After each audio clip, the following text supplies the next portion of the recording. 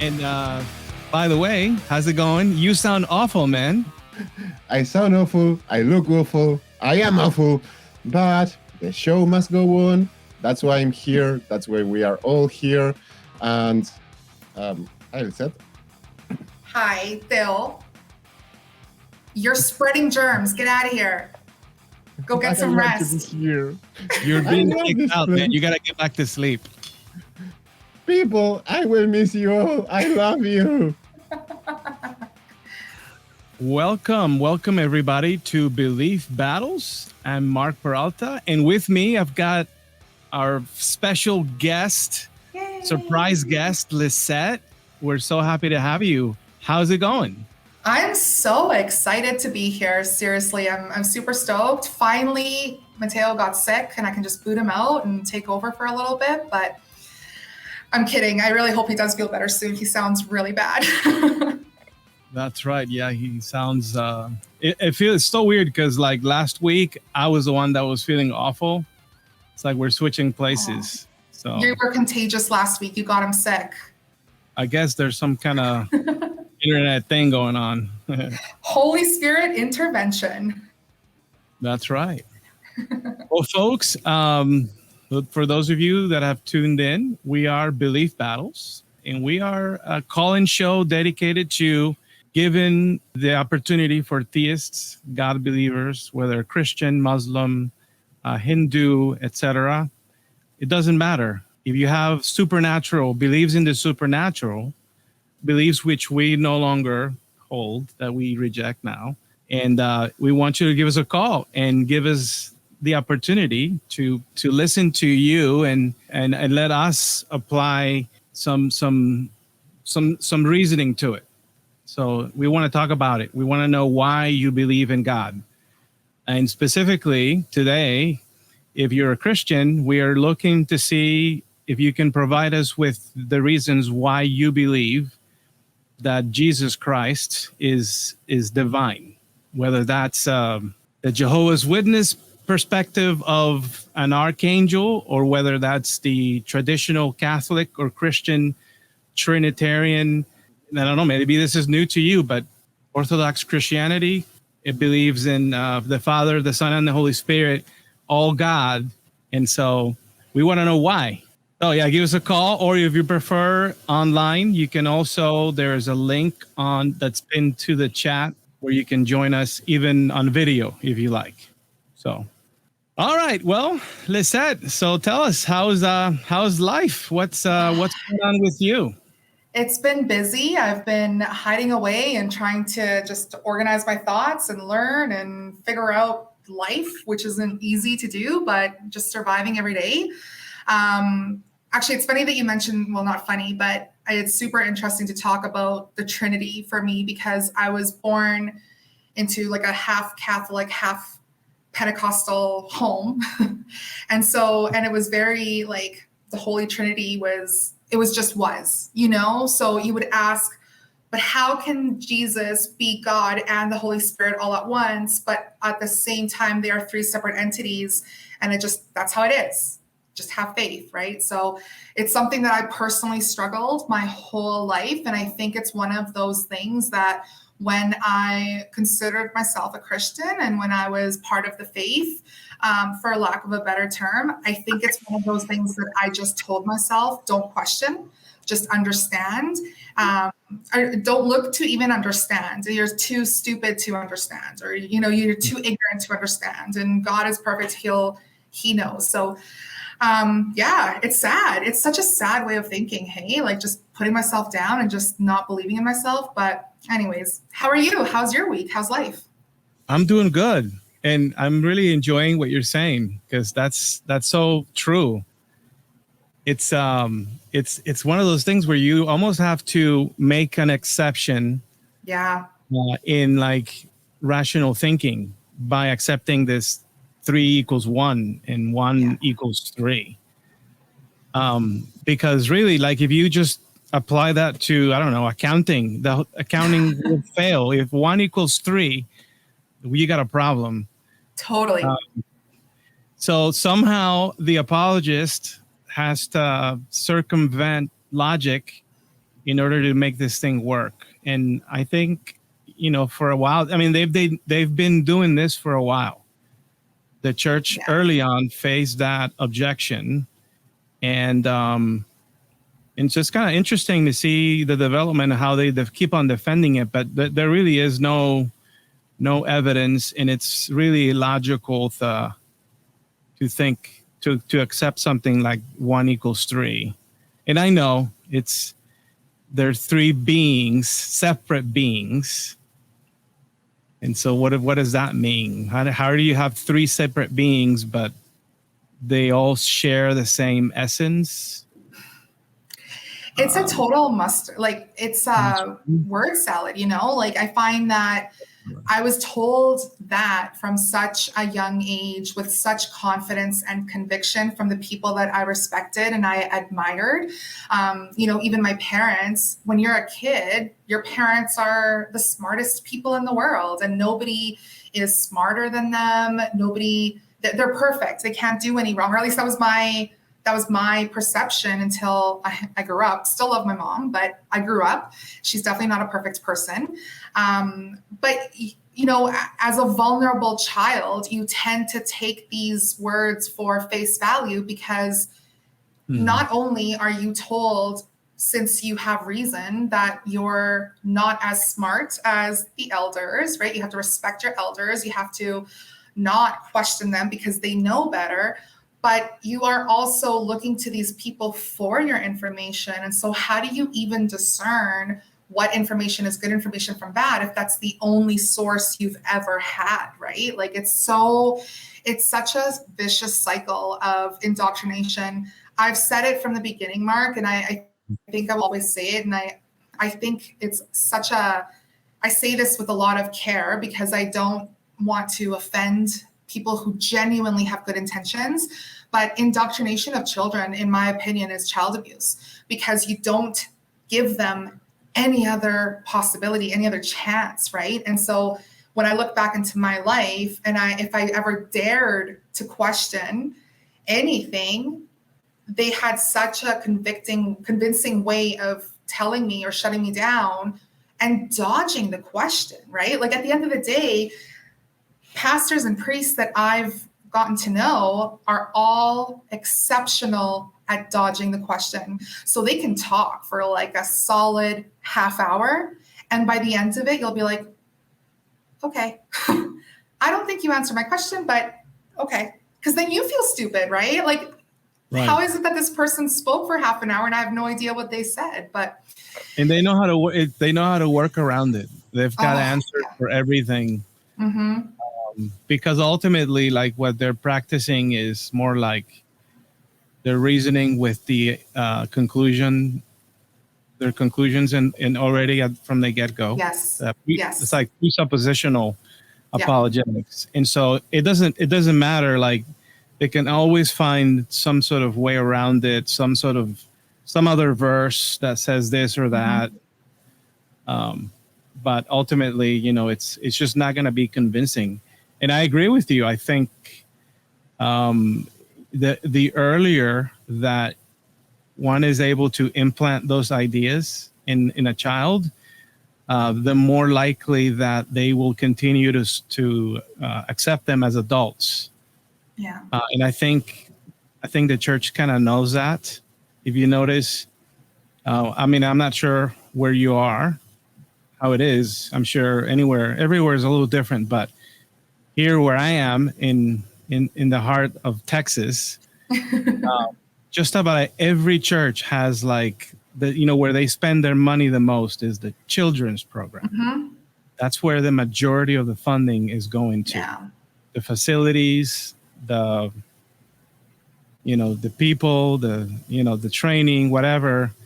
And it's amazing because they know that it's like if the kids are happy, the family is happy, and that means the family is coming back.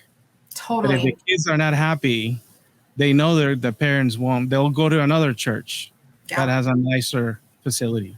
Yeah, absolutely. So I'm in Alberta, Canada, and this is what I like to call, and I'm not the only one, so it is commonly known as the Texas of Canada. So you and I are just Wow. neighbors, basically. But here, it's really interesting. I had a conversation with a coworker just earlier this week, and I was talking about summer camp, and I hold a very secular household, and that's super important to me. And my mom is very Christian still, and she always will be, and I respect her. And so my son has kind of been exposed to different ideas and thoughts, and I try to just give him fact rather than opinion. But I was talking to a coworker whose church is having summer camps for the children, and the prices, Mark, are astronomical. I would never be able to afford those prices without some sort of subsidy or some sort of second income in my home. Like, there's just no way. Whereas in the little town that I live in, we have a secular, we have a secular summer camp program that is completely subsidized and held on by the community, right? So the pricing is, basically for 6 weeks that I'm paying for my son, he would be paying for 1 week for his son in the church. And so many of his friends couldn't even sign their kids up for this summer camp. And that's heartbreaking. They've gone last year and now they can't go this year because they doubled, tripled the price in a span of a year. Like, it's just, for me, a lot of the answers to a lot of my questions when it comes to anything religion always goes back to money. Money's a huge motivator within the church and within a lot of religious aspects, but especially when it comes to the indoctrination of children, we're talking about parents who want to give their best for their children, right? And so there are parents who Christianity is extremely important to them because it was important to them since childhood, and it's that cycle. And now they're going to get a second job to make sure that their kid goes to summer camp because they don't want to go to that secular camp, right? That inferior camp with all the heathens, or public school versus Catholic school too, right? I know so many people who consider themselves atheists, but their children go to the Catholic school system because it's considered superior to the secular educational system here in Alberta. So it really, really shows just the importance that the church places on children for so many reasons, but especially because that's really where they're going to guarantee their future income too, right? The more children they have now, the more guaranteed tithing they have in the future. That's me being bitter, though. I won't be so jaded. For sure. It is what it is, Ultimately, like when I working as a pastor, it's all about the numbers, really. You can talk about like the Great Commission. You can talk about like just being called by God for something. But if the numbers aren't right, then you're not doing something right. And that means God is not working with you. And it's all about the numbers. That's all it is. Yeah, it's like one big popularity contest. Oh, yeah. So, all right. Well, folks, if you're just tuning in, I'm Mark Peralta, and with me is the lovely Lissette, and this is Belief Battles. We are a call-in show, and we're ready to take your arguments and evidence for the existence of God. And today in particular, we're interested in how or the reasons why you believe that not only that there's a God, but this God happens to be Jesus. And whether that's the Trinity or some other view in Christianity, give us a call. Have your Bible handy, whatever. I'm an ex-pastor. Lissette's been around. How long were you in Christianity, Lissette? Oh my gosh. So my son is 7 next month, and I started my deconstruction when he was about 2-3 years old. So not very long. I'm 33 years old. I think I would say I would started it probably around 27, 28. So just a few years, but it was definitely a long process for me. I don't know if that's common. I know that it's commonly a painful process, but I think length of time is probably very individual to the person. But I would say I'm comfortably with saying that I'm an atheist. I'm proud to be an atheist, probably since 2 years, I would say. Gotcha. Yeah. I'm not afraid of So, hell like, anymore. yeah, right. Not afraid of the devil. What would you remember? Like, what was the first thing, or do you remember that moment when you're like, I don't know if there really is a God or not. Did you I have a do. moment like that? Do you kind of Oh remember what yeah. you were thinking? Tell Yeah, us. for sure. So, I honestly, it's so weird, but I remember like it was yesterday. So long story short, I had left the church that we were going to for lots of dramatic reasons. And then I started kind of church hopping, looking for my new home and my new church. And basically, every church that I was going to had something wrong with it in my Christian eyes, right? I was so critical and hypercritical of the pastor said this and that's not okay. And so did this and that's not okay. So basically I wanted my son to grow in the faith. And I said to myself, well, where 2 or 3 or more unite, the presence of God will be there, right? And that's what the Bible told me. So I told myself that if me and my mom and my son put on YouTube or like on TV, Sunday misas, like cultos, like A worship service on Sunday? worship, thank you, worship service, then we would be able to still learn, but we wouldn't be, filled with any poison from humans that aren't there for the right reasons. Like, how arrogant is that, by the way, right? I'm going to throw it out there that I'm very fully aware on how arrogant that was. But basically, I went down the rabbit hole one week on looking for kind of like a playlist on sermons that I could have stored in case I was too busy on a Sunday to look for one. And I went down the rabbit hole of finding the ACA, the Atheist Community of Austin. And I found Matt Dillahunty, and I found Talk Heathen and the Atheist Experience and all these amazing, amazing shows that really taught me so much. And I went into it though with the perspective of, cool, these are like really well-educated people who have really good points. I want to know how to debunk those points. Like, I want to listen to the Christian perspective, right? And so the more that I listened to it, I was like, that answer didn't make sense. Like, Christian, you're not listening to what they're saying. Like, why are you so dense? And then I was like, wait a minute, am I dense? Right? And I remember thinking to myself specifically, I watched a debate in one of those nights when I went down the rabbit hole where it was a Christian versus an atheist in a church. I don't even remember what video it was, but they were debating inside a church. And I remember the atheist, as he was getting off the stage, looks and says, never again, because he was just so demoralized, I think, and just the way that he was treated was really poorly. And I remember thinking to myself, a true Christian would not be talking to somebody like that and making them feel so poorly. Like, they were really ganging up on him, right? And the whole church was like clapping every time the Christian speaker would say something, and they were just really like, they wouldn't even let the atheist talk and stuff. And I remember thinking, they're not listening. They're not listening. And I remember laying there and thinking, am I listening? Like, vividly, like I felt that like fear and that almost like beginning of that questioning, right? And then like everything else, like the Trinity that I was just saying, it's kind of just push that to the side. Like, don't think about it. Don't think about it. It's not a thought that I want to go down. But over time, and really, it was just YouTube. YouTube was my deconversion. YouTube is the reason that they say in churches for children to not watch YouTube. Yeah, I'm pretty sure. I'm pretty sure they know what's going on. Right?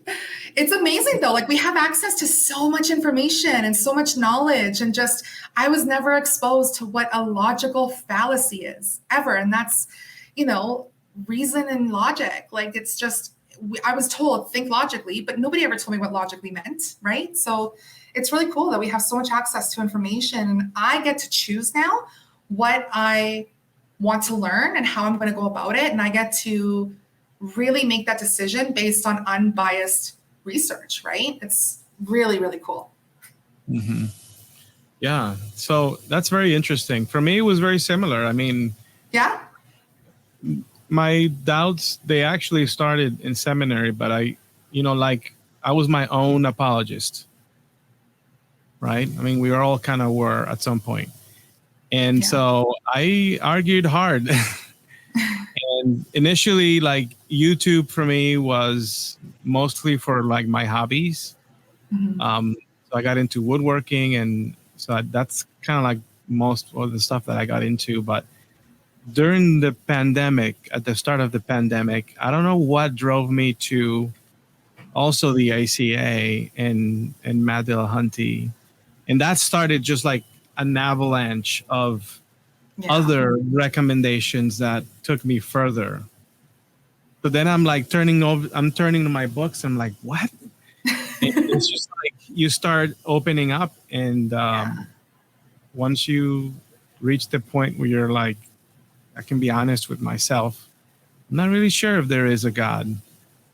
And then you start digging deeper, and that's where we are. And now look at us, right? We are Dirty hosting our heathens. own show, and we're making this happen for other people. So Yeah. those of you that are watching, we want to thank you for sticking with us. It's certainly it helps that you are watching because the algorithm is paying attention, and our channel's brand new, so we've got very little exposure, and so we appreciate if you can subscribe and share, and or if you're a theist and you're thinking about calling or joining us live, please do so. We really want to hear. This is a sincere effort. We're family people, and we've got other responsibilities, and none of us here are getting paid, and might not even.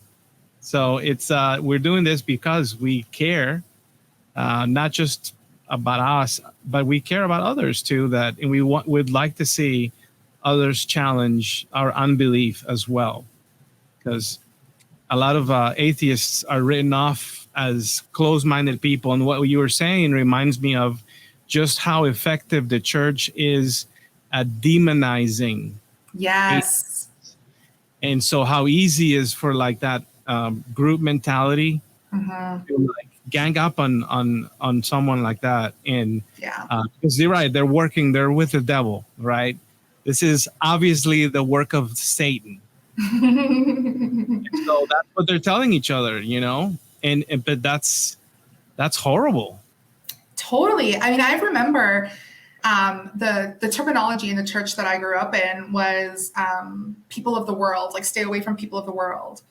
And again, with that arrogance, right? Like we are people of the world. We all are. We're all human beings. Like we are all trying, well, not, I shouldn't say all, but for the most part, as humans, we try to do what we think is good, right? And so to see that arrogance of like feeling above and superior, I'm just a person that wants what's best for me and my family, and I genuinely want what's best for the stranger that sits beside me on a bus. I don't think that I'm better than them or worse than them. We're all equal in my mind and in my eyes. And what I would want from this, my number one goal, is just to explore these ideas and to find what has brought people to that blind faith. And if they're okay with that, I mean, like I said, my mom is Christian, right? And I don't know if one day she won't be, or if she has questions. I know that she asks, we have some really interesting conversations, between us, and we know when to stop because it's getting a little too deep, right? Sometimes it just needs to end. But I want to know the truth. Like that's what's important to me. I want to know the truth. And if somebody is able to provide me with evidence, whatever that may look like, that there is a God and that their God or multiple gods or whatever religion they belong to is the one true religion and one true God, I would like to know that. Now, full disclosure, I'm not a huge fan of the Christian God. I don't like the guy, right? He's not my best friend. And Is it the guys? The guys, yeah. Him, her, they, who knows? Honestly, like I think, to keep this kind of PG, I'm just going to say we wouldn't be friends, right? I wouldn't bend the knee. But that being said, I still would want to know. And I'm not saying that it is physically impossible and that this would never be able to. If you have logical explanations to show me, then by all means, teach me what you know, and I want to learn and I want to have that honest conversation. But the moment that religion starts impacting my daily life, my child's life, whether or not laws that get passed have to be approved by some sort of priest or minister or pastor because their church decides to, religion is really infiltrating the government, right? So, and it's really insidious, but it's also really obvious too. That's when I have a problem with it. And that's when I want to challenge that mindset too. And I want to challenge and push back saying, have you thought about this, right? Are you really okay with this? Yeah, for sure. Church needs to stay out of the way when it comes to politics. I don't know why. But, I think I know why. I think they want to take all the credit, and part of that comes with powers, right? The powers. And but yeah, we want to learn from you if you've got evidence for the existence of God. What does that look like to you? Why do you believe? We want to know what are the reasons why you care about this. All right. So what else? Going back to our talk about what we talk. We've hit on many interesting subjects today. That's my ADHD mind. I just go from one place to another. Sounds good. So we were talking about our deconversion stories. So you started then in COVID, Mark? Is that when you kind of started to explore? Yeah, although we had stopped as a family going to church several years prior. Gotcha. Okay. So I was on a long journey, where I kept on sort of digging deep in some of the questions, and ultimately during the pandemic is when it was just like a switch that flipped. And I turned to my wife and she was like, yeah, I'm thinking the same thing. So we both, Apostate Ann and myself, we both deconverted together. And it's not like we were both trying to convince, or that I was deconverted first and then I tried to pursue her. No, it was more like, I've been thinking about that too. That's cool.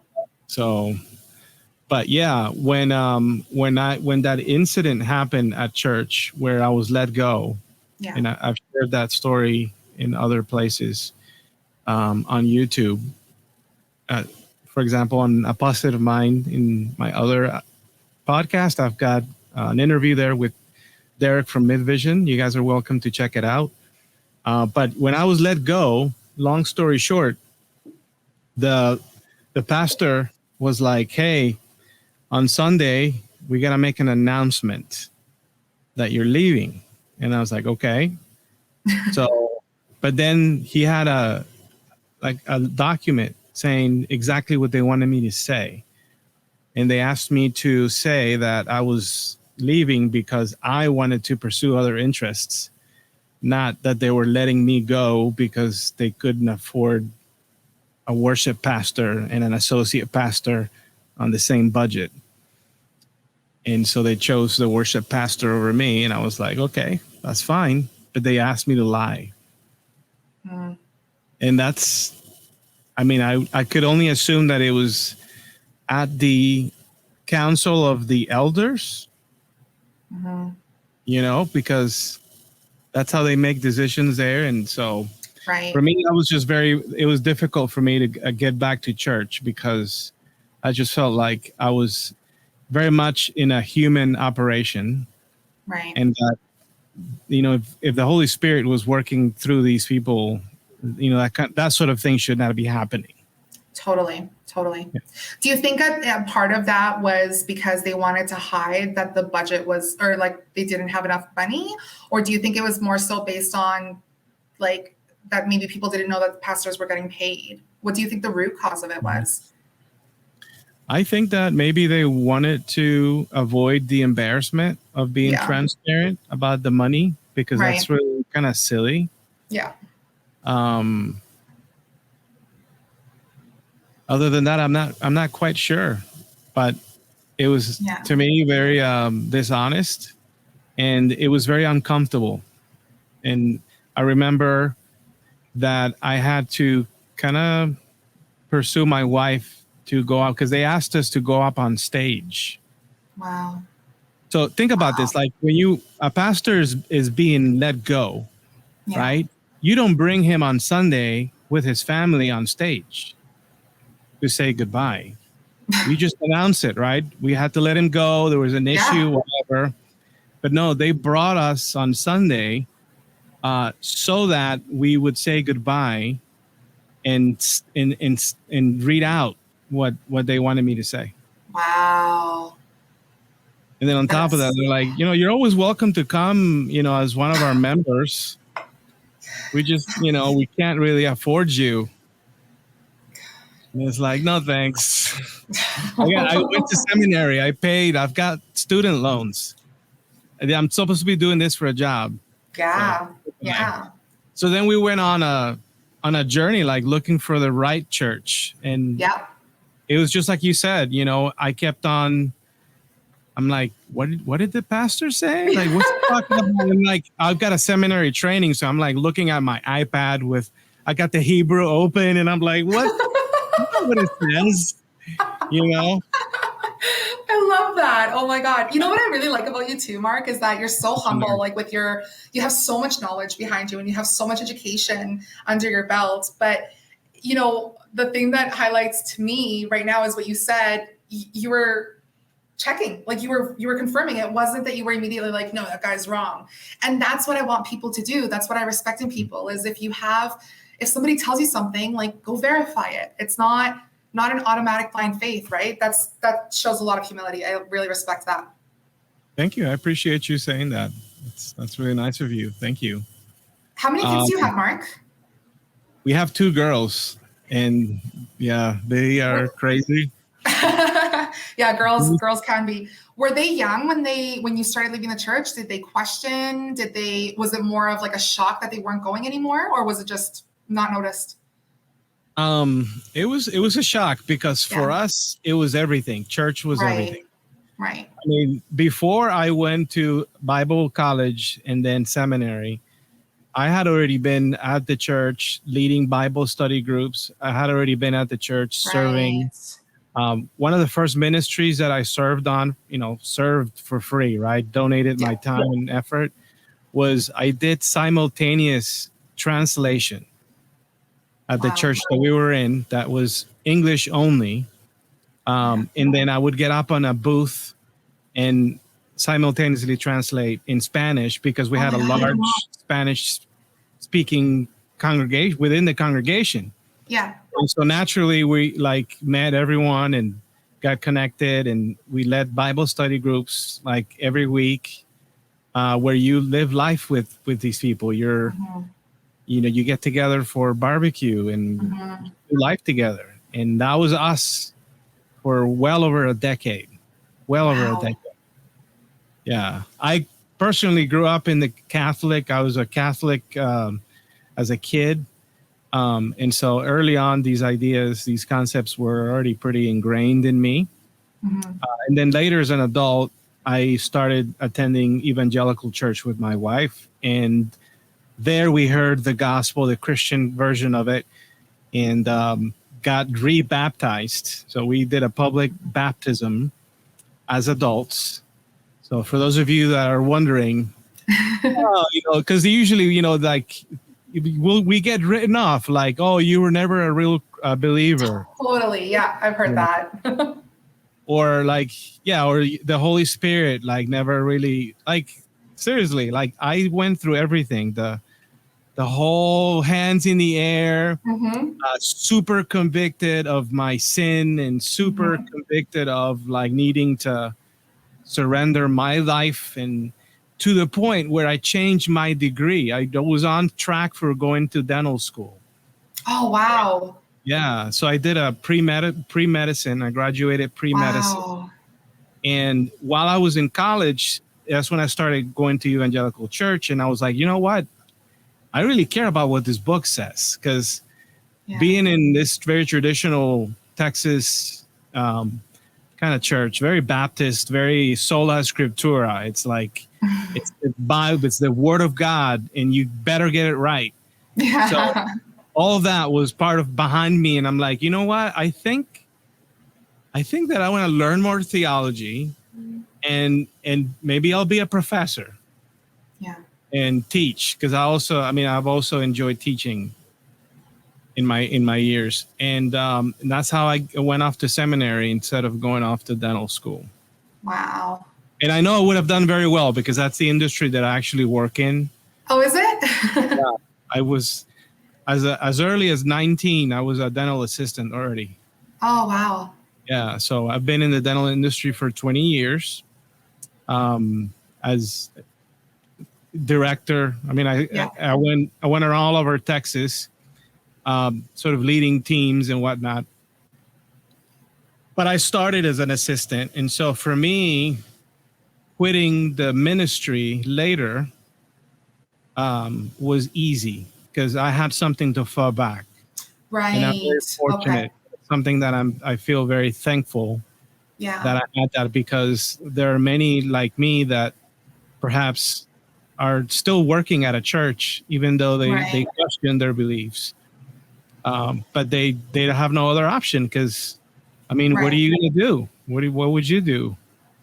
Yeah, no kidding. I thought you were going to say, when you said leaving the ministry, I thought you were going to say how infuriating it was that almost, like what you were robbed from, right, in those years. Do you feel like that, or do you feel that that helped you grow more within yourself? Mm-hmm.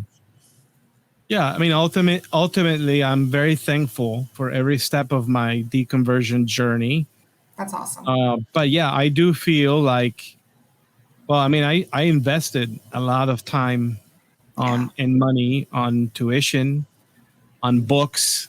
I was a fiend. Like when I was in seminary, I had a routine. I always had a routine. My routine was get out of class, and then I would stop at the library in Dallas Seminary, and I would look up books and things that I'm like, you know what, this is really interesting. I want to own my own copy because I don't want to drive down here. That's awesome. So then I would go to the bookshop, and they have an amazing bookstore at DTS. Yeah. And I would just buy, I would buy 1 or 2 books a week because I'm like, I want to, have a nice library at home where I can reference things and look things up. And so I spent a lot of money on books, but I'm really grateful. I think all that has been part of who I am today. And so I feel very fortunate. That's amazing. That's amazing. I remember one of the biggest things in my journey was realizing that I had never actually read the Bible. And I was a Christian my entire life, right? Like I was born, my father was very Catholic, so I was baptized Catholic as a baby. And my mom she dabbled in basically all Christian religions, for lack of explaining each one. But, for me as a Catholic, as a child, going to Catholic church meant being there for an hour and kind of trying not to fall asleep, and then making sure that I got up and had my communion, and then sitting back down and listening to the priest talk. And that was always, for me, really interesting. Like he always had really good analogies, and I somehow was able to turn what he said and apply it into my life and try to, have deeper thoughts like that. But did I actually ever sit down to read the Bible? Never. And it wasn't until I started questioning that I was like, wait, there's no way the Bible advocates for slavery. What? No. Oh, it does. Yeah. That kind of reminds me, like my wife, she on occasion will have a conversation with one of her family members that is very into like Christianity, and she's very open about it, my wife. And so she'll engage her, and every time it's like they're always assuming stuff like, who is your God? Kind of like implying that because we're not just rejecting the God of Christianity, the only God for them, but we must be worshiping some other thing or some other deity, because how else would you explain them not believing in the real God or something? Yeah, exactly.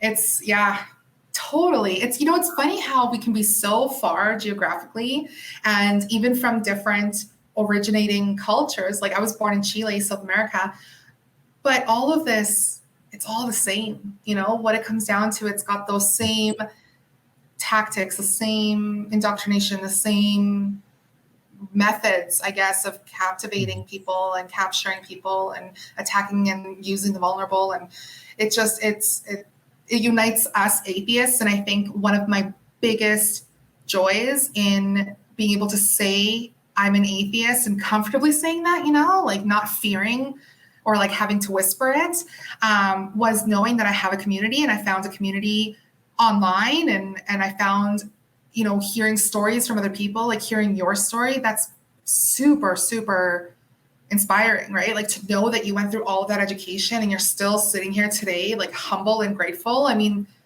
that is what I would have 10 years ago thought of as a perfect Christian, somebody who's humble and kind and educated and all that, right?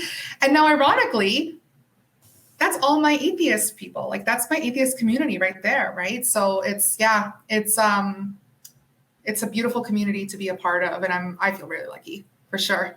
Yeah, I agree with you, and I think so. Let's talk about that, right? Because that community aspect of this conversation is very important, and I'm sure those of you watching right now, or those of you listening in the future, we know, trust us, we know how important community is for you. Oh yeah, 100%. I said it earlier.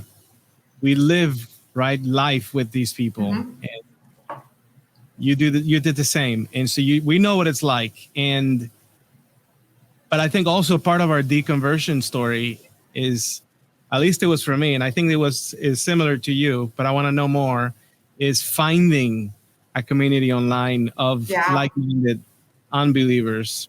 Totally.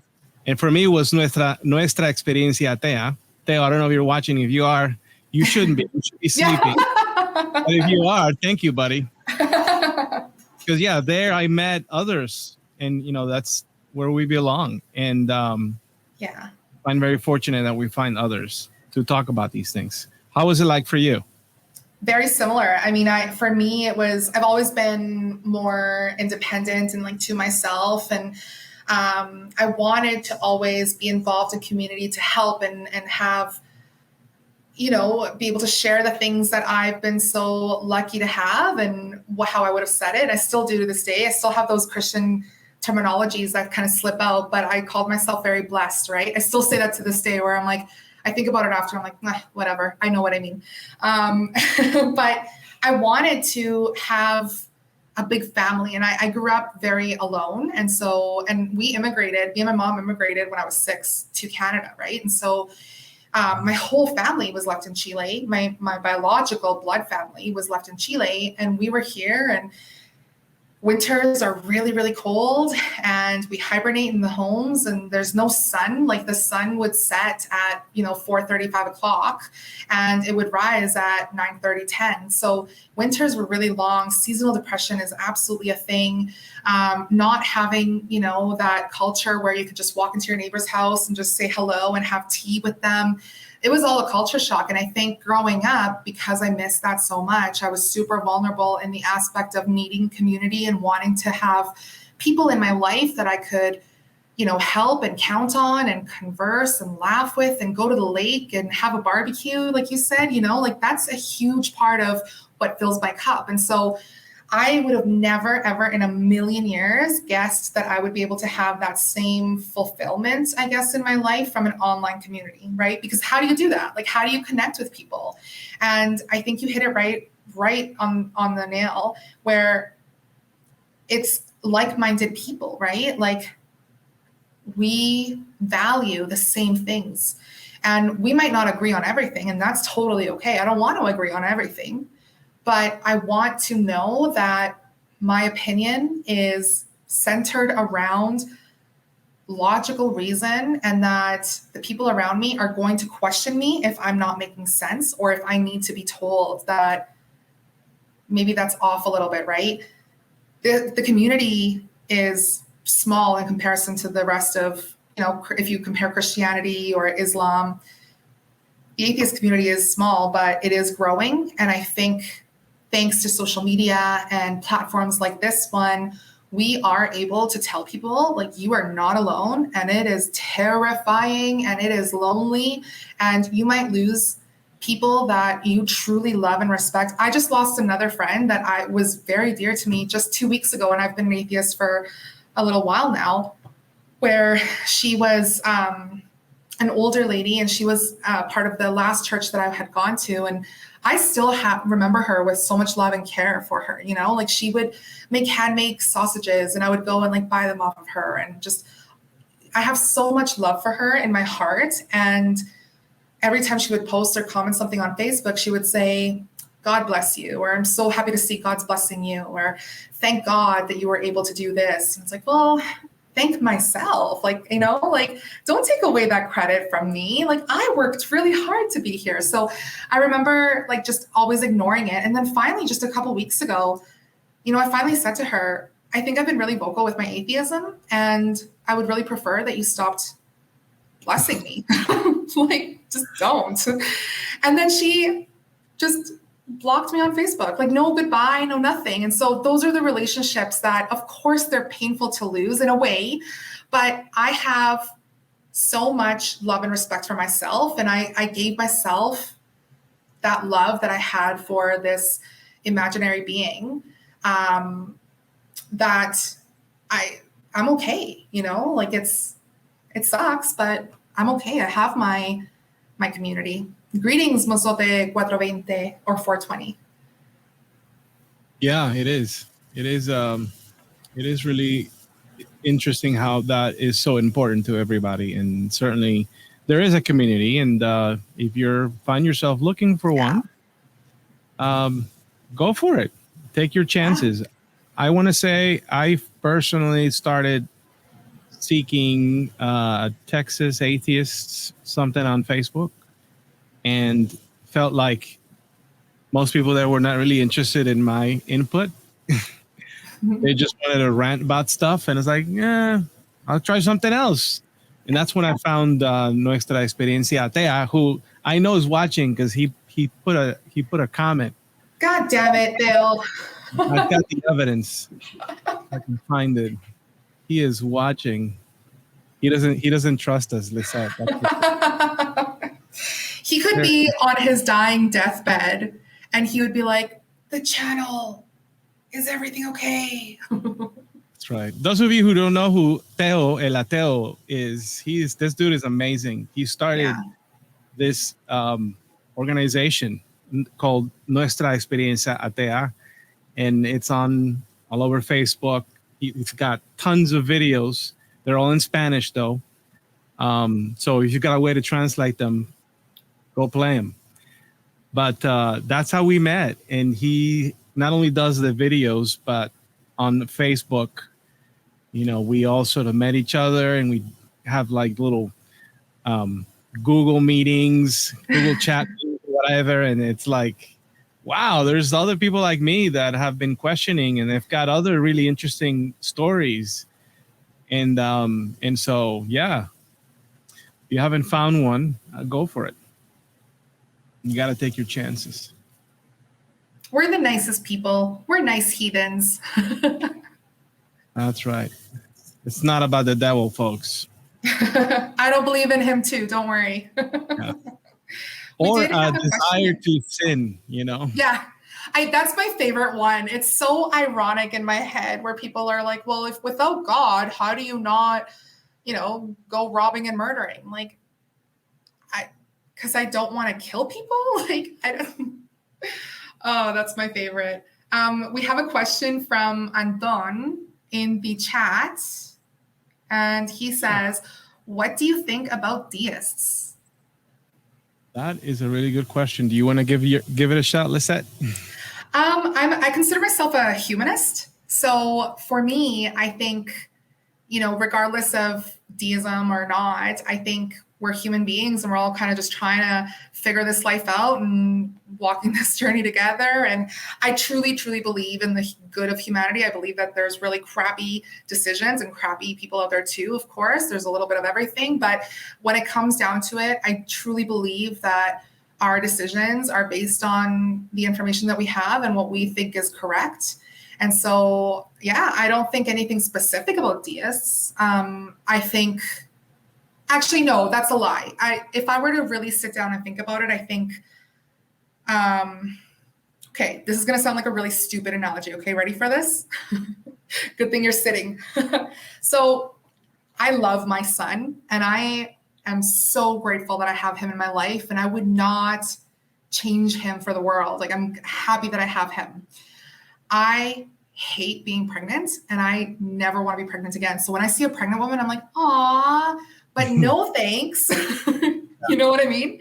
That's how I look at deists. I think it's like, okay, like you have good intentions, but nope. And if you want to logically discuss and reason, I'm here and we can go have coffee and hang out. But I'm going to make sure that I don't get pregnant.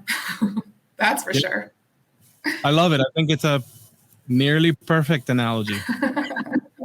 What about you? What's your thought on if deists? it was more perfect, it wouldn't be an analogy.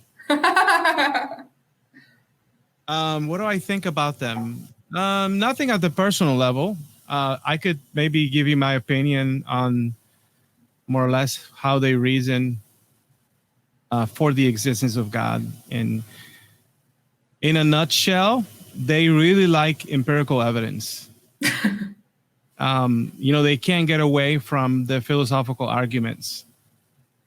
And all of those fail, essentially.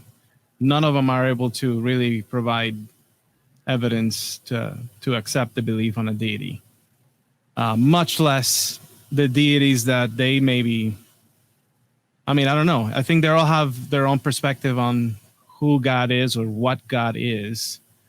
But until they can come back with some empirical evidence, something that can be tested, something that can be really observed, then they're still sort of, I don't know, playing the philosophical game. It's the way that I see it. Yeah, for sure. Yeah. So, good question, Mr. Anton. Any other questions in the chat? I don't think there's any in the chat, but just to piggyback on that question. So you and I both are parents. And buenas tardes, abogado del diablo. So like, what's your perspective on having, your children hanging around Christian homes and Christian families? I know that the opposite, so Christian homes typically are leery of letting their children come into an atheist home to hang out and have play dates, right? Because we're the heathens. But how do you feel about, I guess, having your children mingle in that?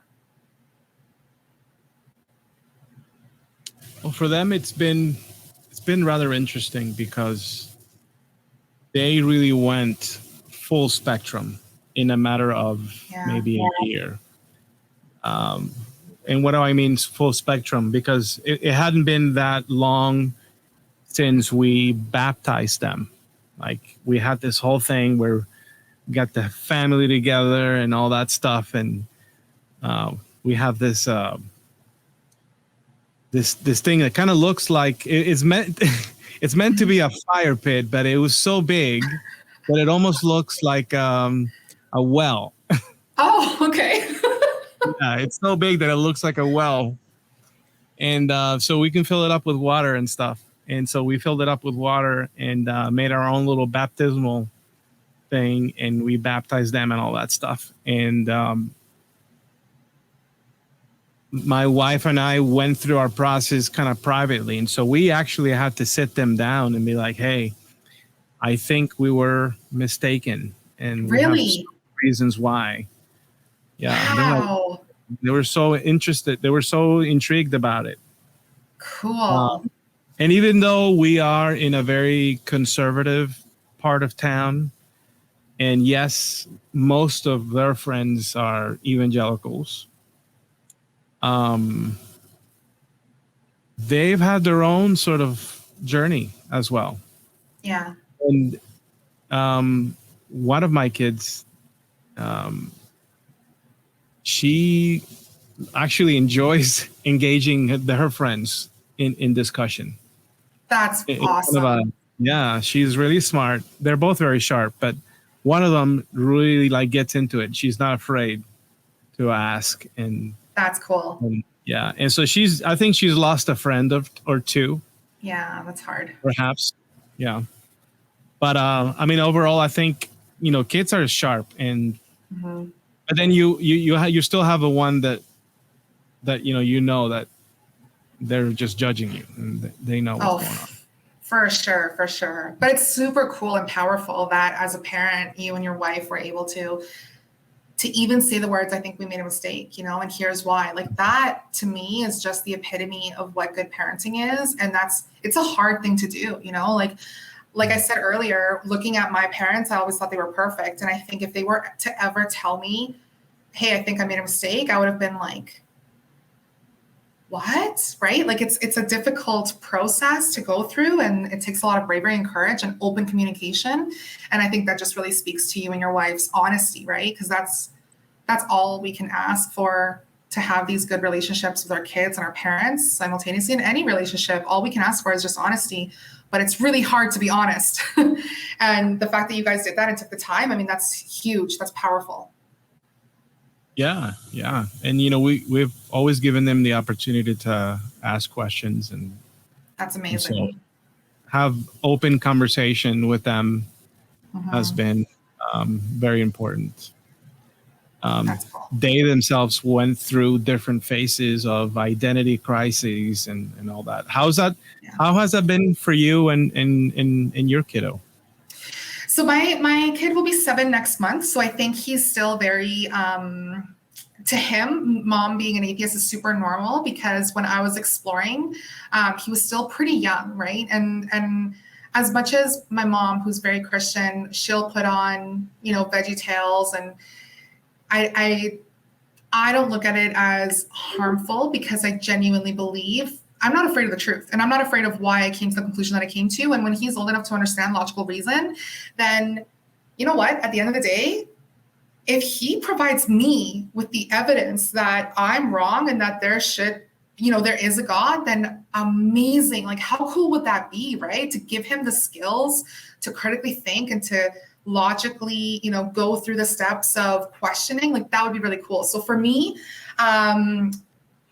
him having a Christian grandmother and an atheist mom is just normal. I always tell him that different people have different beliefs, and that, first and foremost, you got to respect that, but you have to think for yourself. And so, I don't know, I don't fear religion anymore. And I think that was key to being able to kind of, I guess, let go a little bit and have, my mom be able to freely talk to him however she wants. And I'm not afraid of it anymore, because I know that when I give him the skills and when he gets those skills from school and other people, oh, damn, Kedamono, that's right on par with what we're talking about.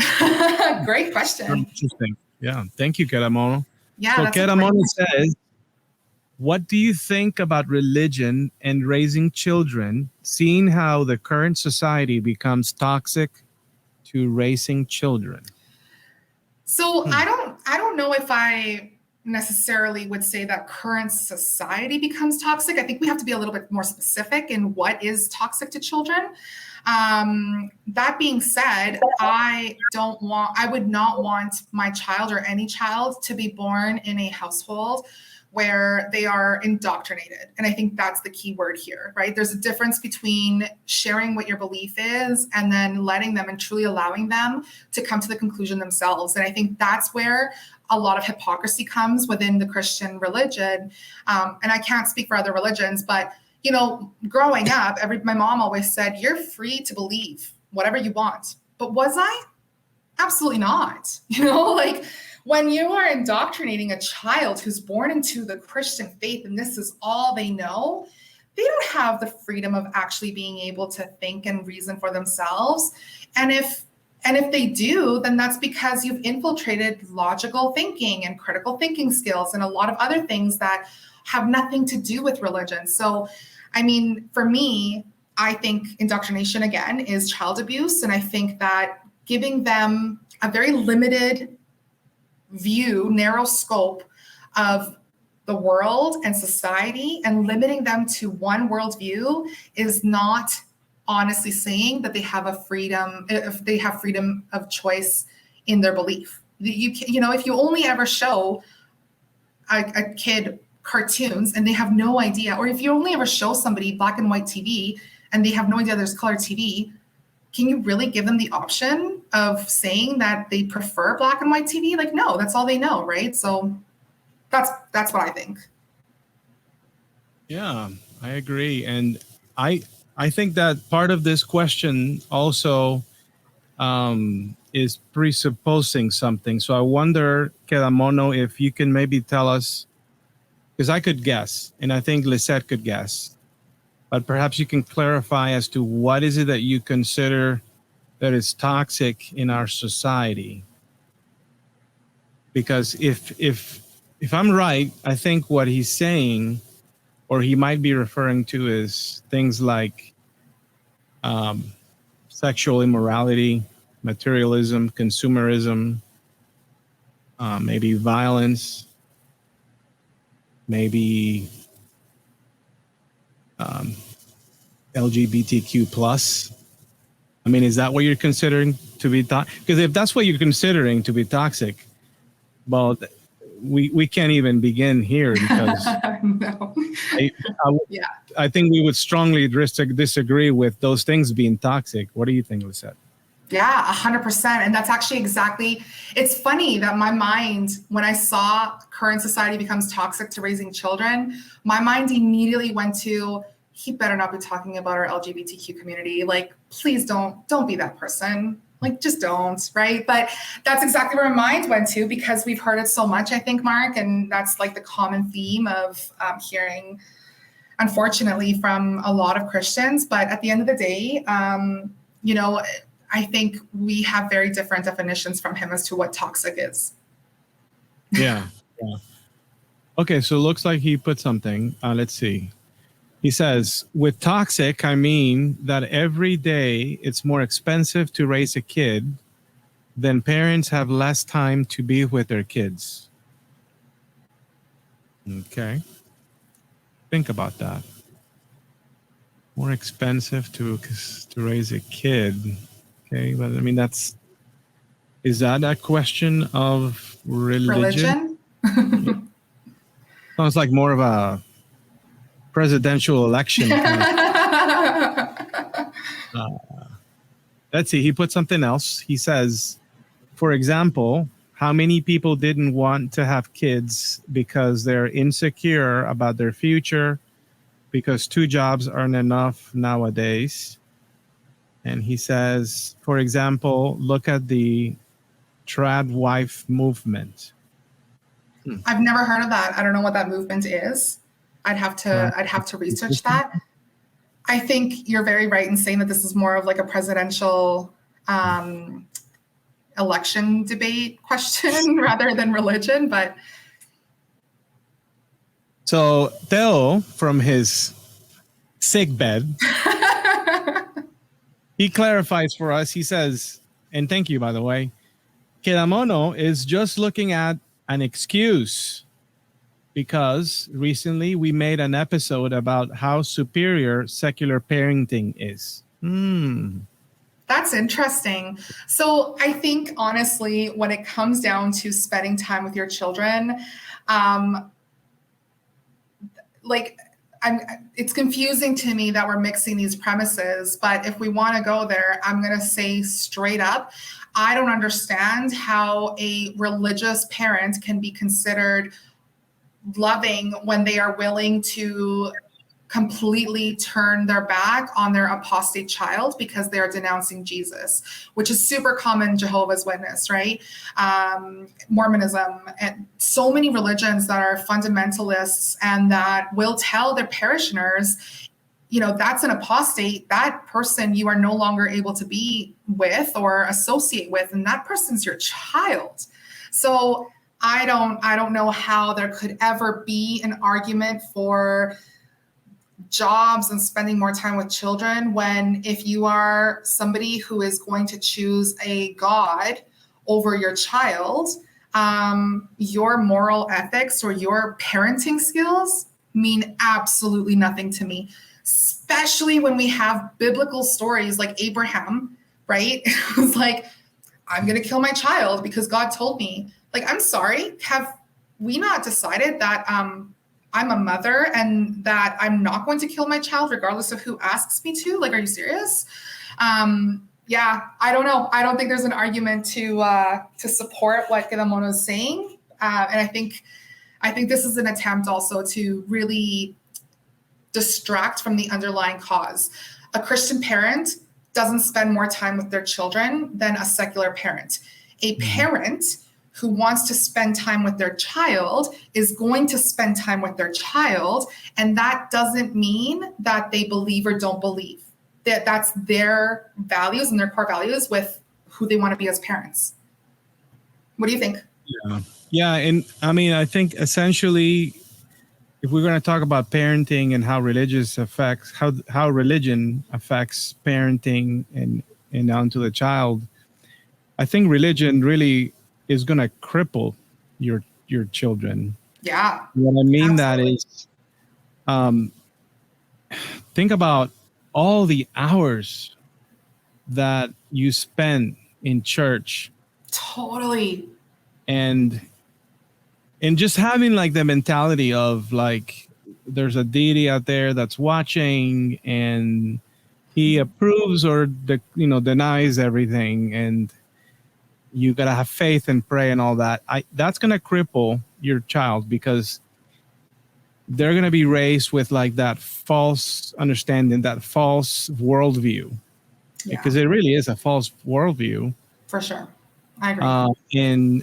And so why should you encourage them to,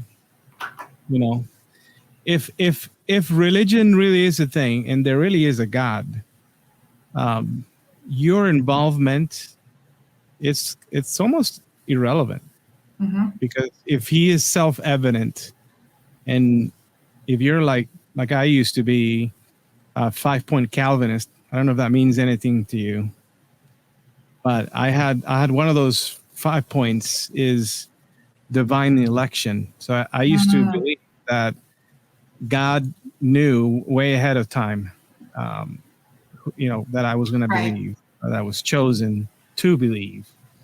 If you believe in that, then what are you worried about, right? If your kid is chosen, that means God, the real God, if there's a real God, he'll reach out and make that happen, or shouldn't he?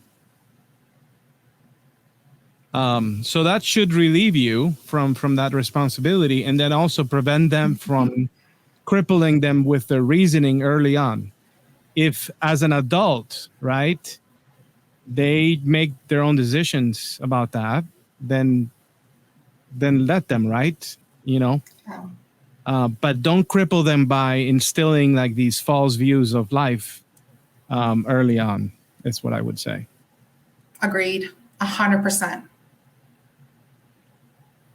Let's see what else. It looks like Teo has gone to work. He says, "Hurting children to make them fear you might be an easy way to keep them silent, but it will never, ever be good parenting." And he says, being parents who can raise their children by teaching them how to think and why they should not interrupt or should be respectful is much, much better. Yeah. So, all righty. What else we got going on here? I want to give a shout out to Wes from Skeptic Haven, who's also visiting us. We appreciate you being here. I've also seen Anton. Oh, he asked a question earlier. So we're thankful to have you. Let's see, who else do we see there? Kedamono. Um, TARDIS check. Hi, TARDIS check. hey. All righty. Well, let's see. We are about an hour and 12 minutes into this. How are we doing in time, Lissette? I'm good. I'm happy. Okay. You want to stick around for a little more, or what would you like to do? Oh, we're being infiltrated. Yeah, you're being Oh, Dale. infiltrated. Guys, maybe you should check your private chat because there is someone who wants to join you. I just came to say that. And thank you for the nice word. And I love you all, people. I'm running away now. All right. So, okay. Okay. So we've got someone with us, and is Mr. Kedamono. Kedamono, who's been active in the chat. So we appreciate you for coming. So let's add him to the stream. Here we go. Welcome, Kedamono. How are you doing, sir? I'm fine. Well, I'm not fine, but that's what you should say when somebody asks you how you are. So I'm fine. You're fine. All right, man. All right. So what do you have for us today? What would you like to talk about?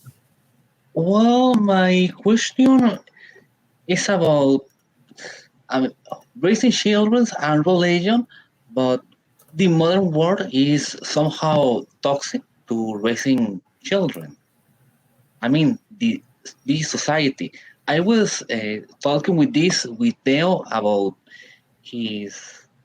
He made a video about this, and I talked with him. I mean, a little bit. He didn't agree with me, but also the question is: do you think the conservatives, the religion, is somehow good in this?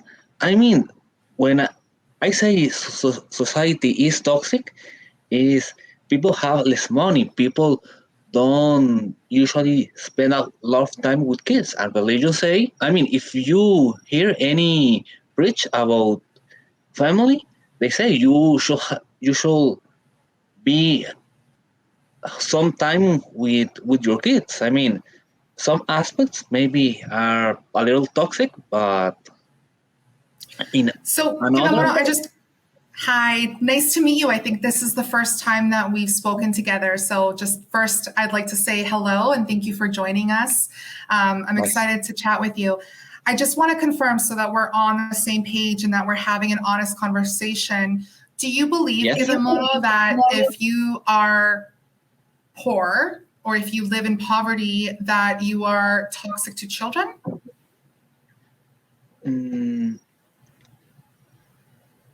I think no. Okay, then what is exactly toxic to children in today's society, and how does poverty or lack of money have to do with the toxic part of it? What? Can you repeat it? Yeah, for sure.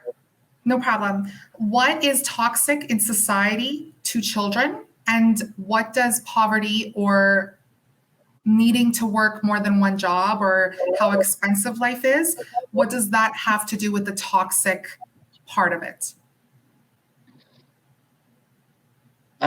When I say toxic, I mean about the parenting, like the economic part of all of this that doesn't help. I mean, Okay. it's a little hard for me to explain this, but I'm talking almost in economic terms and the problems that I don't. The point is, I don't really see. Uh, I don't see really a secular alternative that can work in a big scale. Because if you hear a preach about family, they tell you you have to be with your kids. You have to instruct them in a certain manner. What I see in most secular homes, at least what I see in human life, is that parents really don't care a lot about teaching their kids. I mean, they just Oh, give them okay. like a cell phone, a tablet, and that's it. I mean, just don't. Uh, That's don't really just. interesting. No, that's interesting. So, do you think that because I'm an atheist, I am a worse parent than a religious parent? No, I mean that depends from person to person, but Totally. in very general way, like Mhm.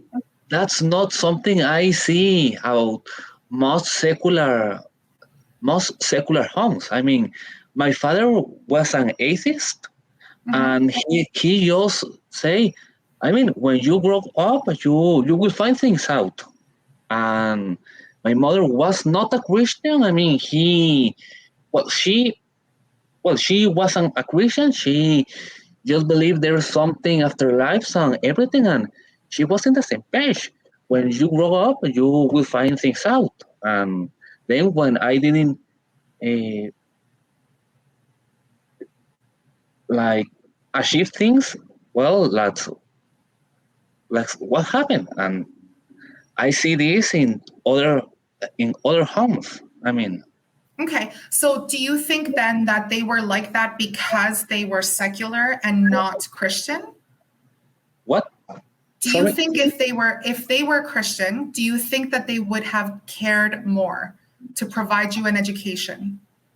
I think yes, because in churches Okay. they tell people you have to be with your kids, you have to teach them, even if you have to works to support your family, you need to make time for be with them. Gotcha.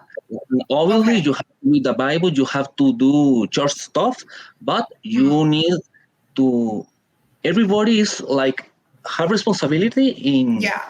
that everybody in the family is happy. I mean, like the Yeah. husband has to provide, but also protect and carry things on. The mother has his own spot, and their kids another. I mean, I don't say it's perfect, like, but No, for it's sure. I think I know what you're saying. So just to clarify, then I just want to make sure that I'm hearing you properly.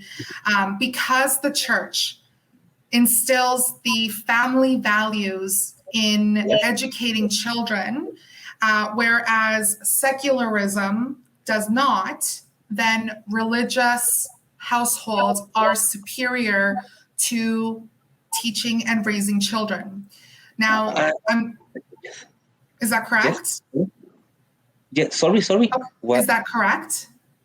Uh, I I don't usually speak in a very in very strict terms, like what I say. Okay, that's okay, Religious but just provision. generally, right? Just generally, the church asks people to teach their children. I'm going to just get to the point here so that we don't dance around in circles, even though I love to dance. But here's the point that I want to get to, and here's what I really want you to think about, Kedamono. Yes. When the church tells people to spend time with their children in educating them, I don't think that the definition of education is the same as what you think it is, okay? Because the education that I learned from church, from Sunday school, from my parents, and from people that genuinely love me, I had no idea about dinosaurs. I didn't know anything about black holes. I didn't know anything about science, space, water. I had no idea anything about anything, but I could recite Bible verses and I can probably still bang out a guitar tune of my favorite worship songs. So if that's the education that you're talking about, then I'm going to have to agree with you, but that's not real education and that's not honest education. Yeah, that's a waste of time. It really does sound, Kedamono, that you are arguing that religion is necessary for what you're referring to as good parenting. And I'm so far, all you said is spending time with children. Now, I don't know, do you have children, Kedamono? well, no, but I helped a lot with my three brothers when they were babies. A lot. Okay. So I have two children, And I don't Yes. think that I need a pastor to remind me or a book to remind me that I need to spend time with them. You see what I mean? So I don't see how religion is necessary here. And if you need a pastor to remind you, there are other ways to remind you to spend time with your children. You can use your phone and remind yourself, spend time with your children. So, and then also, how do you know that this is a problem? Like, where are you coming from? What other things do you find to be toxic? At least for me, first of all, economics. Then That's not I don't know. toxicity though. That's just a fact of our current economy. Yes, And but it's toxic if it makes things worse. I mean, more and more people like they try to pursue another kind of life, like trying to have more money, but people aren't getting richer. I mean, people are getting poorer and more poor. But yeah, I that's think what I'm religion saying. is setting us back instead. Go ahead. 100%. Lissette, yeah. I've been really lucky enough in my life to have lived through different economical states, right? I know what it's like to have my baby on my back and walk to the food bank while going to school and trying to survive, right? I know what it's like to be able to travel and not worry about how much is in my bank account when I'm spending at a restaurant. I know what it's like to have my mom feed me and she go hungry so that I can eat as a child. And none of that at any point in time influenced what was toxic in my life. You can be very poor and be an amazing parent, and you can be very rich and be an amazing parent. Those things are not mutually exclusive. It's who you are as a parent that makes you the type of parent that you're going to describe. It does sound like, and I don't know you, Kedamono, and I tread carefully here because in my world, mental health is really important, and I will always advocate for the importance of kindness. So I tread carefully because I think that it's really important to know that we are all just trying our best here, right? What it comes down to, though, is our own traumas are going to influence how we look at things. And the church does a really great job of making you look at families and think that they are really perfect because you have mom and dad and they're always smiling and the children are nice dresses and they're all happy and they go to picnics and everything's beautiful. And I had a Mormon person tell me to my face once that he could not show any other world because that would be shaming his God, because he is a representative of God. And if he doesn't have a good life or show that he has a good life, then God is being questioned, right? I just want you to know that I could be the poorest person in the world. My son will always be my primary important being and the reason that I live. And I'm at work and I don't get to see him in the evenings a lot, but you better believe that when I'm with him, we are going to enjoy every single part of it. And do I have to leave because I have to provide for my family? Yeah. Does that make me a shitty mom? I don't think so. I really don't. Yeah. And something else, I don't know about you, Kedamono, but when I lived the Christian life, we spend way less time with our children than we ever do now. 100%. I mean, this is no joke. I mean, what's the first thing you do when you get to church, right? All right, kids, let's take you. We drop off children's ministry. Bye. Mm-hmm. I mean, it's childcare, dude. You're not spending time with your children. You might spend time after church and you meet family, but you don't need you don't need church to gather with family on Sunday. You don't need church to go to a restaurant. You don't need church to have, your family over the house or visiting the abuela or whatnot.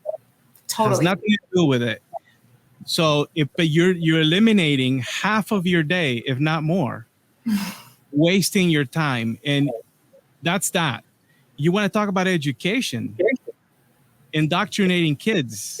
That's the education that you're getting at church. You're not getting proper education. You're not learning science. You're not learning stuff that's going to make you money. I mean, if you're worried about economics, shouldn't we be teaching our children to like be better with their money? Shouldn't we be teaching, spending time with our children on maybe creating a home business for them or developing a career for them? If anything, the church is discouraging society from advancing. Okay, we've of personal examples. I won't speak for her, but I know at least one person that will say the church asked me not to go to college. Right? How's that helping us? The centuries where the church ruled is the Dark Ages. You think about what happened during the Dark Ages, we were majorly set back. So you want to talk about the church is the solution. The church gets involved, we go backwards, man. The economy gets worse. Unfortunately, we are in a material world, and we've got to be sharp, and time is of the essence. And so certainly we disagree with you that religion is necessary for good parenting.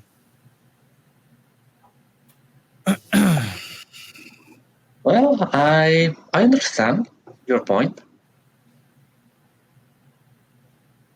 Do you have Cool.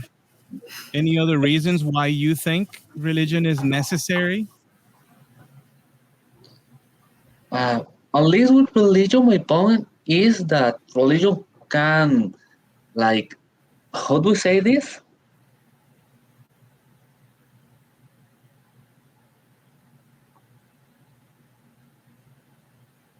Well, today I really don't know what to say. I mean, my point is that it's not necessary in the strict term of the word, but it's like the best way you can achieve more people in the easiest way. I mean, it's it's something like, for me, is religion isn't necessary in a lot of things, but it's the best way you can achieve a lot of people, like, most easily. Maybe with this, like, morals, and, well, with that. Kedamono, can I ask, what is a good parent? Can you describe to me what a good parent looks like? A good parent, Mhm. somebody who love their kids, that will give everything to protect them, and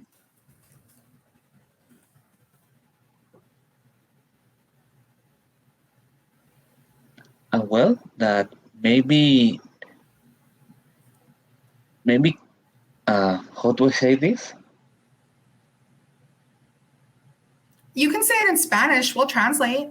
Okay. Mhm. Que no deje que sus traumas terminen reflejándose en el niño, o sea, que no.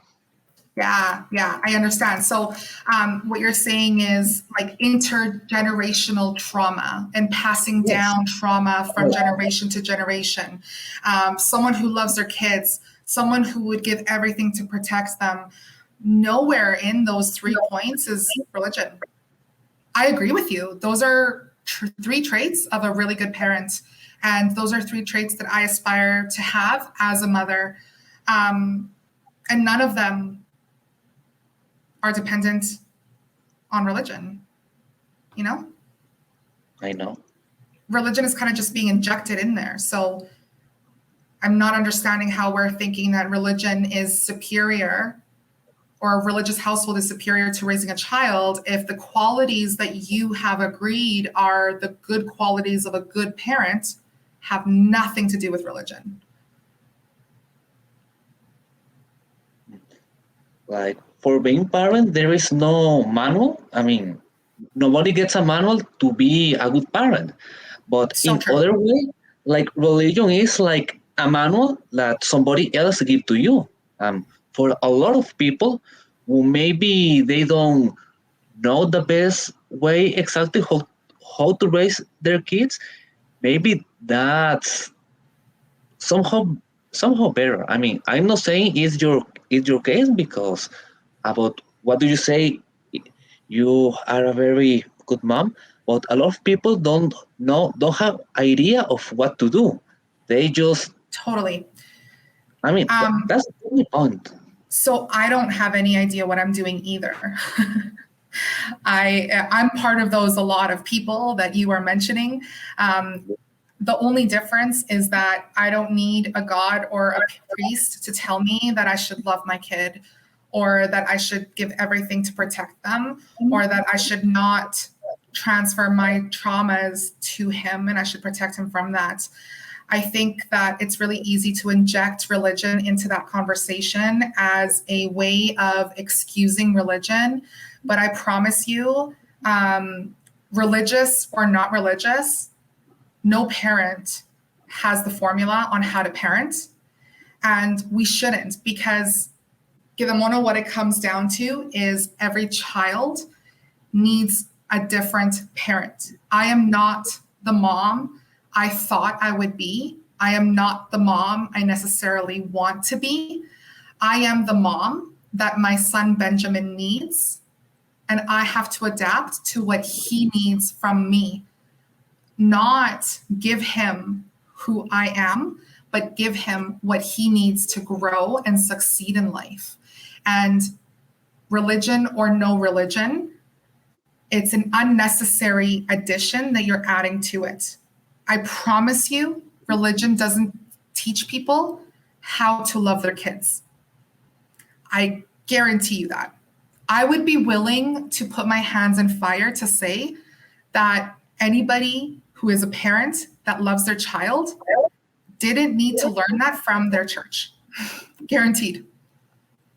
Yeah. And what part of the Bible really are you referring to as something useful for parenting? Dell says that you need to read your Bible. He says, even worse, it says that God knows and your parents also know. So if they don't show your love, you should just blindly obey. That it teaches that children should be obedient bots, and that if force is necessary to do that, that's okay. I mean, it teaches you that unless you are willing to hate your mom and your dad or leave them, that you're not ready to be the disciple of the Messiah that you're identifying with. What part of the Bible do you think is actually, do you find to be useful as a parent? Well, you're not a parent, but you think that might be useful to you. With with the Bible, no, not of all. But if you hear the preaches about the parenting, there is where do you hear like the order of things. Like that's more what I was thinking about, like more about the conservative idiosyncrasy. I mean, I know there is problems. For example, if the son is like part of the LGBT community, he or she will have a very hard time. But what I mean is, Why? Why are they going to have a hard time? well, it it's something that is not. A lot of people from society doesn't look good. People who aren't heterosexual. So, like, yeah, that will be a problem from kids of conservative parents. But in the other hand, like in the preachers, like the idiosyncrasy as a whole, like you parents should behave in a certain way. I mean, you are conscious about you as a mom, like what do you do?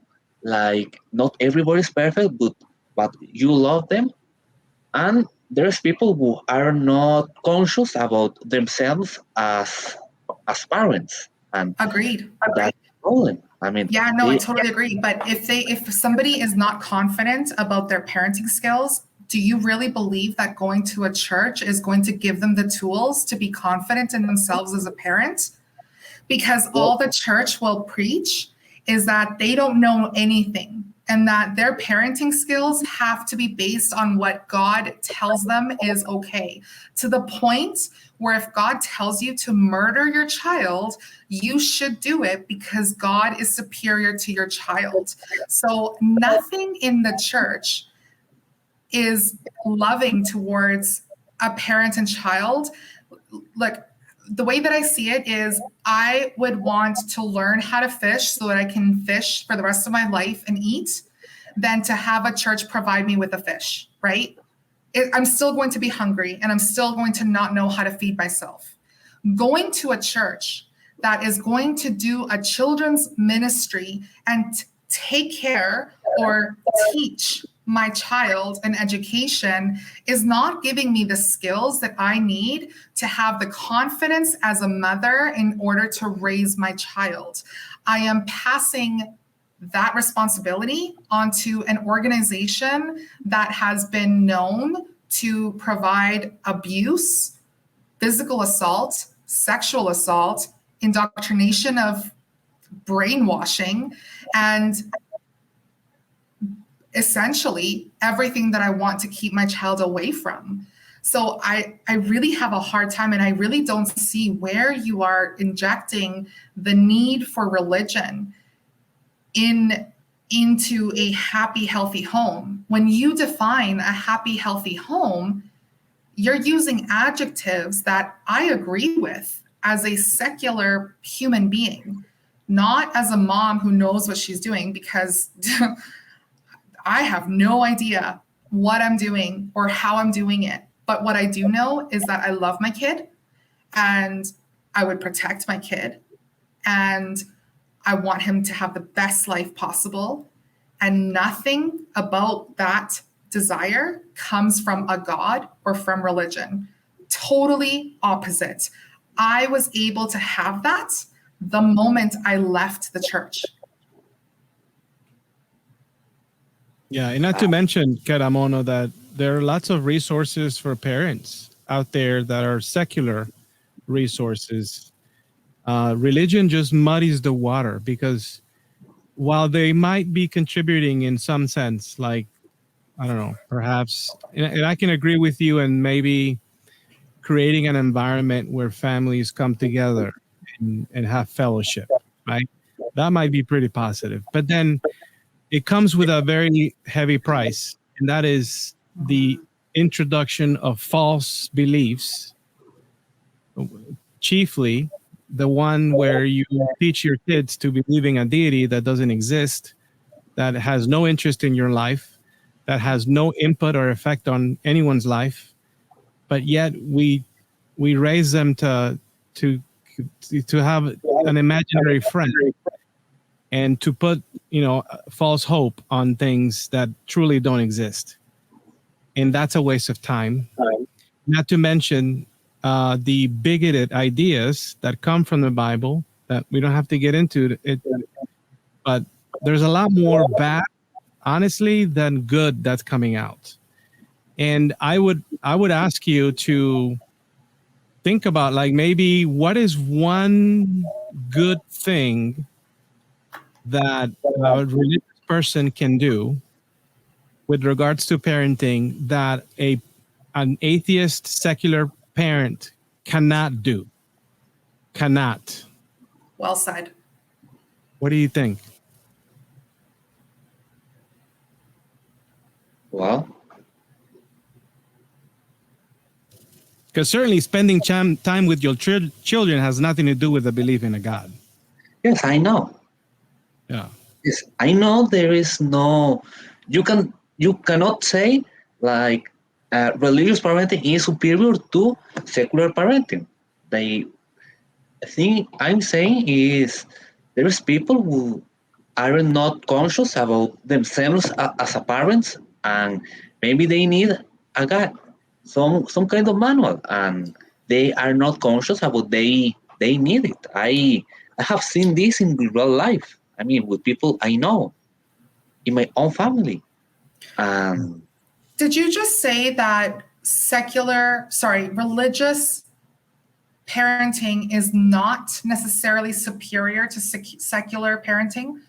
So are yes, we I mean, okay? So you're now saying, I just want to be clear, you're now saying that they are maybe equal, but it depends on the parent?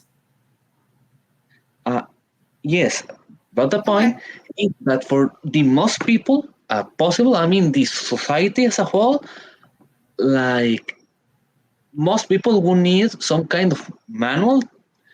Not everybody is conscious about themselves, about what they are doing, Sure. about how they act, if they, about all of these kind of things, Yeah. and they they don't seek help, and they don't receive help, and Yeah. and then there is problem when they are parents. Yeah. And Something so that religious community, unless they have some kind of order in the middle of chaos. I think you And meant plus the chaos. yes, and plus the economic situation, the economic status that I mean is for me the most toxic thing nowadays for parenting.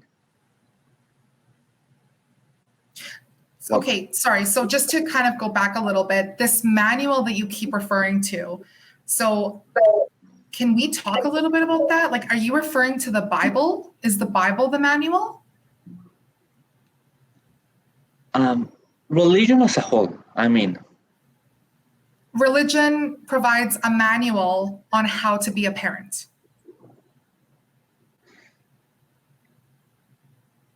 Like something like that. I mean, yes. symbolically. I mean, it's complex. Like, it's not necessarily something writing in the Bible, but most of churches have some kind of likely teach something likely. I mean, it So is what is the last sermon that you remember hearing yeah, at church that would be an application of what you're saying? Like Mhm. this good yeah. parenting lesson. La, the more the sermon I remember is about the family, about how a father should act, uh, about how trying to keep together a family. I mean, this pastor was not from my country. Uh, I watched him in on internet because I get a recommendation about him. Do you hear about Paul Washer? A No. very prominent Calvinist. Well, like his sermon was about family, about the role that a parent has. Like he has to provide. He is the person who protect, who provide, but also he needs to he need to seek that everybody is fine. I mean, like he is the person that will that who will have two jobs to maintain a family because his wife will be a home wife, but that person is like the father not only provides but also is the kind of person who his wife and his kid will be happy to receive when he come home. I mean, the ideal parent in Christianity is not Homer Simpson. Do It's you not think Peter that, Wilkinson. yeah, so do you think that as an atheist, I look at The Simpsons and think that Homer Simpson is a good parent?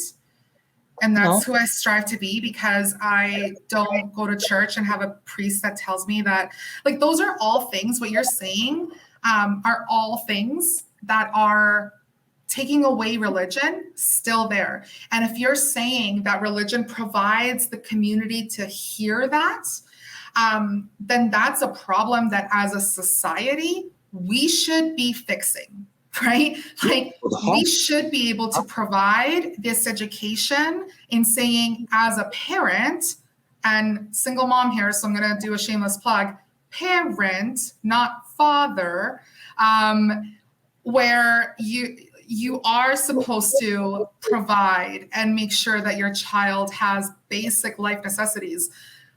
We don't need a church. And I honestly, Kedamono, it's really strange to think that we need somebody to tell us, regardless of church or not. I really don't think it's necessary to have somebody tell you that you need to provide for your children. I think it's basic human decency, right? You have your brothers that you helped raise and that I'm assuming you love very much, because that parental figure that you had to be it's an extremely difficult job, and it's a very painful job. And so through that pain, I'm sure that there was a lot of bonding. And I'm not going to assume I know anything about you, but can you really tell me that you needed somebody to tell you that you needed to provide for them? Or did you just do it because you're a decent human being and a loving brother? Hola, Alma. Hola, Alma. Well, I understand. I mean, I don't need that somebody like tell me that, but I think a lot of other people that really need that somebody tells them like what maybe they should do that to make everything better. Why do you think that? Why do you think other people need that? If you didn't need that, what makes you think other people need that? Because I have seen people in real life that have some kind of situation. So you have seen somebody who did not know that they needed to provide to their children, and then were told in a church that they should be providing for their children. And then it's like a light bulb went off and they were like, oh, I need to provide for my children. Like, is that what happened? Well, not that, because that's like obvious, but the other parts of. What other part? Like, for example, the job of the parent is not only to provide, it should be like help raising their kids. So like, you know somebody, you have a real life example of somebody who was only providing for their kid, didn't spend time, went to church, was told you should spend time with your child, and then they did. Not with the part of provide, but with other parts. Yes, I mean, I have a cousin. I mean, like, how do you say family that isn't like that close to you? Like it's like a distant cousin. It's distant family that, like, a woman become pregnant and the father left. Then he didn't want to take care of the kid, and then he becomes a Christian, and then he returned to home to help with their son, like 2 years later. That's one example. My ex-husband and my baby daddy has never once asked for whether or not his son is still alive, and I've never had a penny of child support. And he is a hardcore Christian, son of a priest. I mean, those are life examples, right? Like, they're... Go ahead. Sorry. You can't assume just because you have stories, you've met people, and then what you're doing is you're making what's known as a hasty generalization. Where you're making a blanket statement. You're saying, well, I've seen this and I've seen that, therefore this must also be the case everywhere else. But it doesn't really turn out to be that way. I don't know, I don't think that's the churches, they're not necessarily only teaching that. They're also teaching other things that can be problematic. And if we're going to talk about financial, I mean, the church is going to ask for money, and they're interested in their 10%, where many parents feel very convicted because they're not able to do that and also afford things with their family or have a little bit of extra cash because they are expecting, to drop something off on the collection plate on Sunday.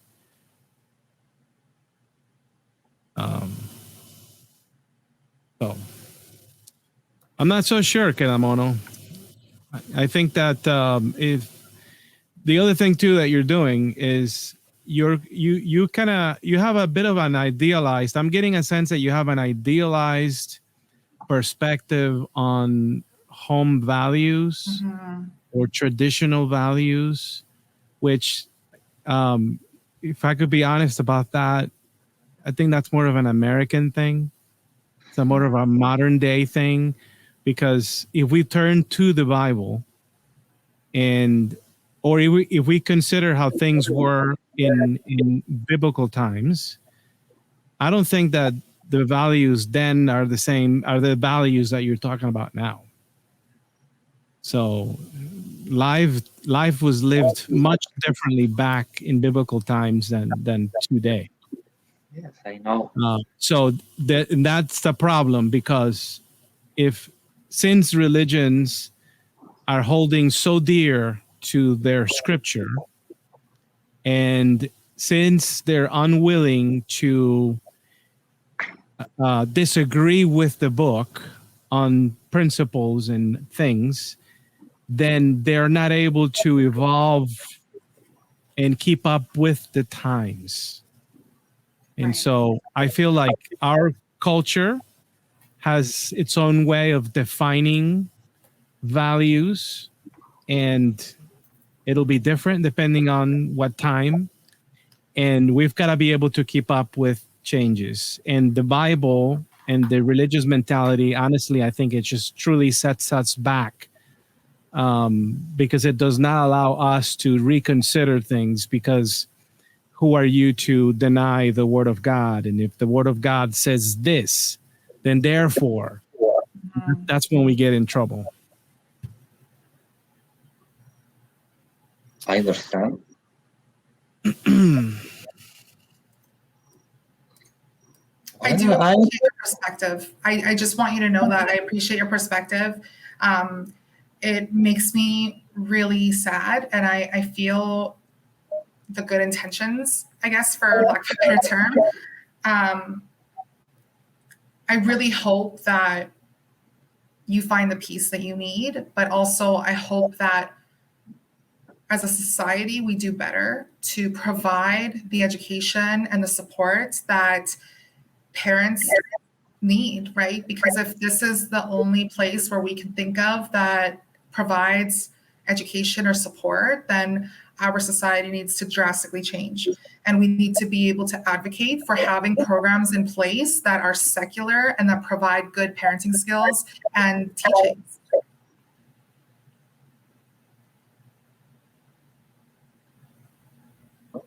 I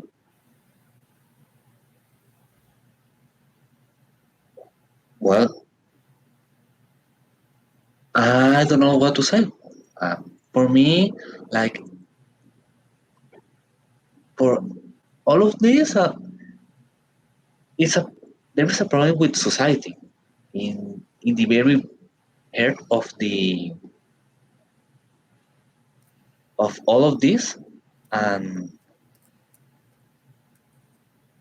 we're human, and we screw up a lot, and we make mistakes, and we're mean sometimes, and we yell, and we freak out, and we panic, and we have really weak moments of cowardly moments where we don't stand up to what we think we should. And that's part of being human. And that's, following a church and being a Christian isn't going to take that away. It's not going to take away your humanity and your being. Part of life is figuring yourself out. And I think that the only way, or I shouldn't say the only way, but for myself, the way that I was able to figure myself out was leaving the church and actually figuring myself out rather than blindly following an imaginary friend. Mm-hmm. Yeah. And when it comes to family, time is very precious. Totally. Time flies. There's a lot of time being wasted on church, unfortunately. And so we don't recommend it. No, I have an idea. So we'll use this platform right now I will express the opinion right now, and I will say, parents, spend time with your children, love your children, protect your children, and try and heal the trauma that you have so that you're not transferring that over to your children. There. I've said it. You don't need church. Thank you, Kedamono. I'm going to take you down as we're going to bring this to a close. We appreciate your time and your input and your questions. We hope that you return next time we're here. Bye. And thanks for the moment to talk about ideas. Yeah. Thanks. That sounds good. All right, folks. Well, welcome to Belief Battles. We are glad you're here. It looks like maybe perhaps this would be a good time to bring us to a close. What do you think? I think so. Yeah, it's been fun. It's been a lot of fun. And I really want to thank you, Lissette, for hopping in and on the hot seat with me today and being brave, for engaging others in conversation. And we love your input, and we're really thankful that you made this time to be here with us. I also want to thank those out there that are watching still, and please like and subscribe. We really appreciate it. Lissette, do you have any last words that you wish to share with us before we wish everybody else a good night? I'm super honored to be here. I'm super excited to be here. Thank you for having me. It's always, honestly, the word honored is the only word that comes to mind when I talk about this. It's really special to be able to be a part of this movement and a part of this advocacy. And stay secular. Yeah, I like that. Stay secular.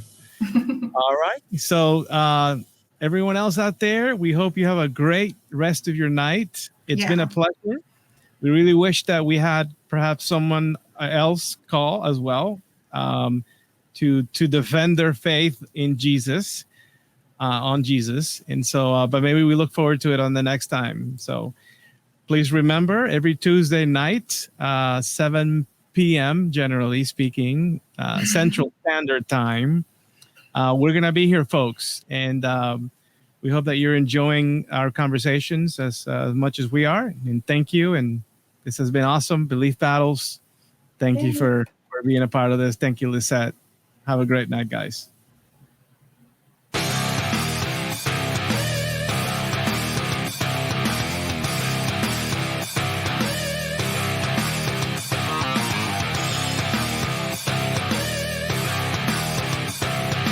Hello and welcome to the all-new college